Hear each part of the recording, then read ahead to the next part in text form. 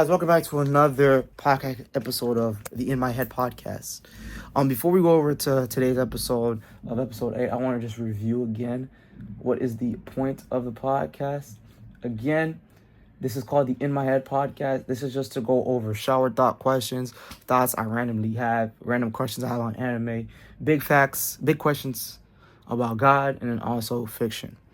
So I know I've been yapping a lot about a lot of stuff with back and forth, bringing God in the mix. I'm sorry, boys. I'm too much of a Christian for my own good. So we're just going to get into some anime stuff so we can do some little differences. So one thing for sure is, boom. One question I want to go over that we have for today is animes that have lackluster endings. So honestly, 5 minutes, I have a list of stuff I want to look at. Sorry, boys. I'm literally like looking this way, breaking my neck. I'm like, bro, all that neck action. Well, pause. Yeah, but for y'all boys act crazy in the comments. All right. Why do animes, shonen anime specifically, have lackluster endings? And we start clock 5. So boom, going into lackluster anime. If we go over shonen, right? Shonen traditionally has lackluster endings for their stories because of expectation and stakes. Once you raise the stakes up so high, it's hard to stick the landing, but it's also, you have to end it in a way that satisfies everybody who's reading it. For example, if I'm gonna go a list of animes that I think their endings are either divisive or bad. Hell's Paradise, Naruto, Bleach, My Hero Academia, Jujutsu Kaisen, Attack on Titan, Seven Deadly Sins, and Fairy Tail. Now, some of you are going to be upset by one of those names. We're going to start off the rip. Naruto. The reason why I say Naruto, in my opinion, is not a good ending. Well, sorry. It's a good ending, but it fell short in some aspects is because this. Naruto ended. The war arc is done. The worst arc of Naruto Shippuden, the war arc, which is long for no reason, is done with a lot of bad fights. Right? And how does it end?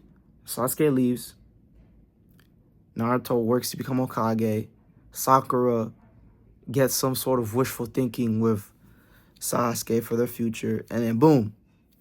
And then there's a Naruto movie, The Last, I'm pretty sure. And I'm just like, in my head, I'm just like, guys, it's not that it was a bad movie. I mean, a bad ending. It was just that I expected more from Naruto. Truly, I expected more from Naruto. Of like, I want to see how he became Hokage. I want to see what he strived to do. I want to see the actual effort being put in, and I didn't get that. Which was what disappointed me ultimately about the Naruto Shippuden ending. Because I'm like, we're just going straight to Boruto? I'm like, bro, we have so much to do. We could talk about how all the other villages are working to have better protocols and better trade agreements and better peace options and all that other stuff. There's also the other places outside of the 5 major villages, the other Kage, the 5 major Kage villages. How are those places looking like? How do we avoid tension in war? How are we going to explore more of those clans with KK Genkais, with like specific skills and techniques that are literally born to their bloodline? How are we gonna talk about that? We didn't do that. So if we get to Hell's Paradise, Hell's Paradise has an anime. Again, spoilers for all these shows we're talking about. So Hell's Paradise, my thing with Hell's Paradise's ending is, it just was weak to me. Like, I was reading it because I saw clips of the anime, so I just read the whole thing, and I already did a review on the channel for it. It's not bad. It's pretty solid anime. It's just, that's it. Or like, I just didn't like the way it ended. I'm just like, some of these characters should have died and stayed dead. 1, 2, a lot of the way conflict was resolved felt very weird. 3, homeboy Gabimaru was like a famous assassin, and then you find out half the times through training, he didn't even kill all these opponents or all these people. It was homeboy's teammate who was so obsessed with him and his legend, and had a perverted sense of love for homeboy, which was borderline it was not romantic. Perverted romantic love is not real romantic love. So she has some perverted love, affection, and admiration to homeboy, and I'm just like, you good? He killed some of them, so homeboy didn't even kill all these people for real, right? And I'm like, it had one of those Disney Channel happy endings, and I'm just like, Why did nobody die though? It didn't, and it was like the way some people were written, their character arc was complete. Their motivation is complete. Why did you just kill them? Oh, we just want everybody to live. I'm like, yes, we want everybody to live, but it has to make sense.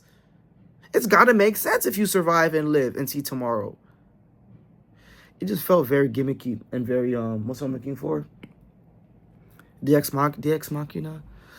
It just felt like people survive for no reason. And that gets me to my next show, Fairy Tail.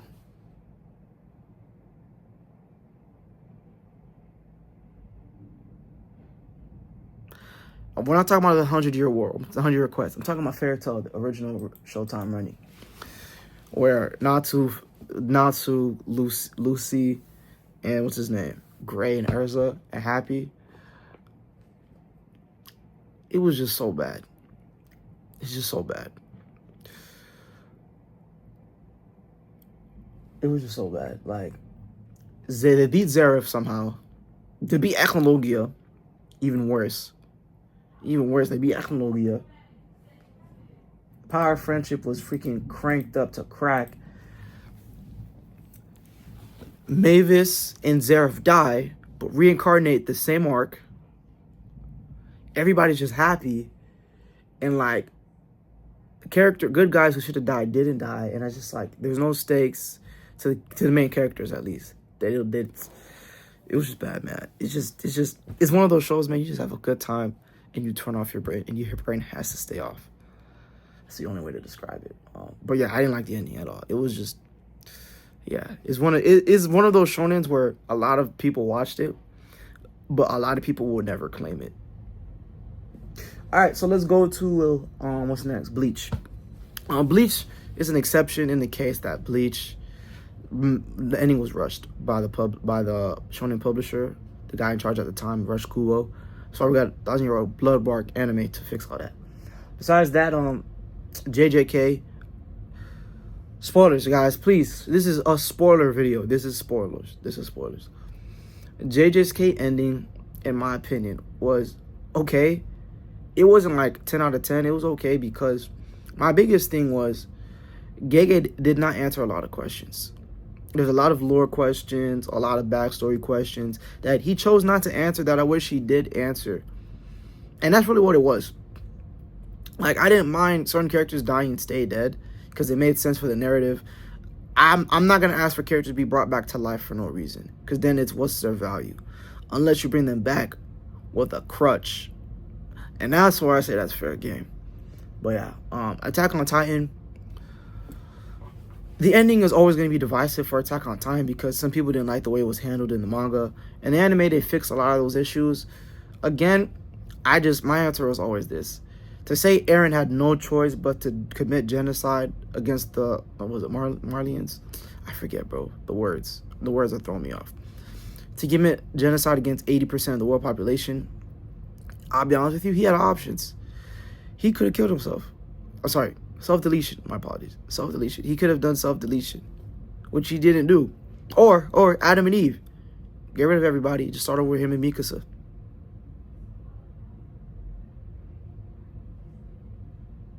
Yeah. Next topic. I didn't say these were good answers. I'm just saying he had options. To say Eren had no other options would be a lie.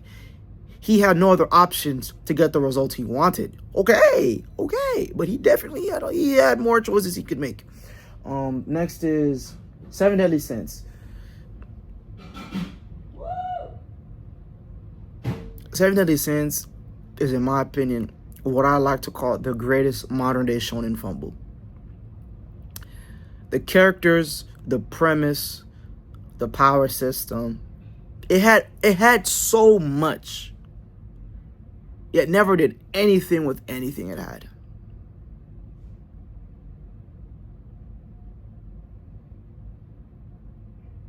That's what my issue was. You kill Escanor, the best character of all time,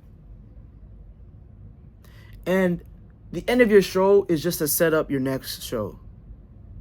And I'm just like, what about us? What about what the fans wanted? What about The writing, the characterization, there was just so much that happened that was just not done well. Mind you, don't even get into the fact that the anime was a mess all around. Like, season 1 was the perfect setup and build up. And then after, them boys did like a 4-episode special. Season 2 showed up out of nowhere. Season 3 animation was dog water. And I didn't even watch the rest after that. I just read it. After season 2, I think I just read the whole thing and was like, yeah, bro, forget all y'all boys. I'm going to read this thing today. And I read it. And I was just like, I mean, it's alright. I mean, it's not peak fiction, but I mean, I guess I can enjoy it. It was just weird, bro. The Demon King coming back was really good. Escanor dying was emotional. I wasn't mad at it. It felt very disappointing because you did all this work. These characters die. You're setting up the next series. And a lot of these characters felt like they died for no reason. Like, I'm hearing about the new show, oh, Escanor's back. Sorry, somebody came back with Escanor's ability, Sunshine. And I'm just like, okay. It was just boring to me. Disappointing. And the last on the list is My Hero Academia. Yeah. Spoilers, y'all boys. Alright, that's 10 minutes. This is the last one, My Hero. So My Hero is one of those shows, bruh. I was reading it, I watched the anime, and then I just stopped. The manga's done, the anime is still ongoing. I think the anime caught up to where I stopped reading. But I was still in the loop for what was going on with the characters. I just stopped reading because I didn't think it was worth my time. So I know about the ending. I watched reviews about it.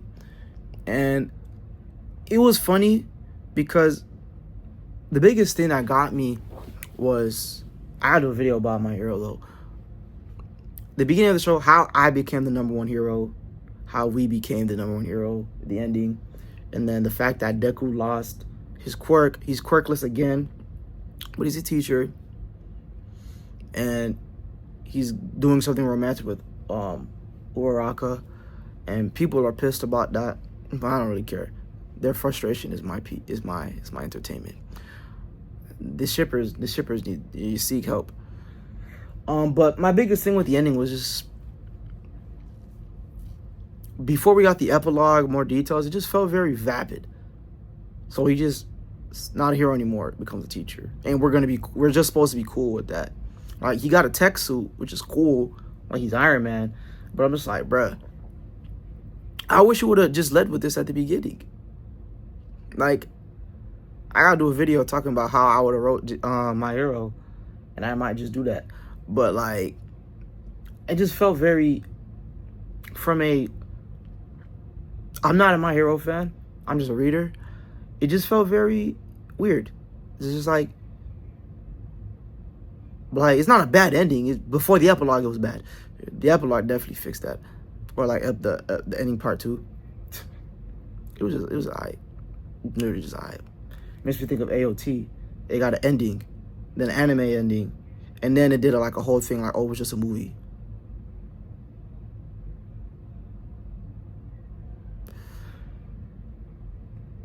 But yeah, this video is getting long, but this is my video about, animes have lackluster endings, and how modern day shonen, when you set up the expectations so high and you don't meet them, it's very hard to follow through. And this is gonna get into my next video, because the next video is gonna be talking about, I'm gonna spoil your boys. The next video is going to be why I think One Piece is not peak fiction. This video builds on that. And this video builds on this. But my conclusion for this video, because we're about to hit 15. Shonen animes have good premise, a good start, a good power system, good action. Especially if it's battle one, you have to have good action.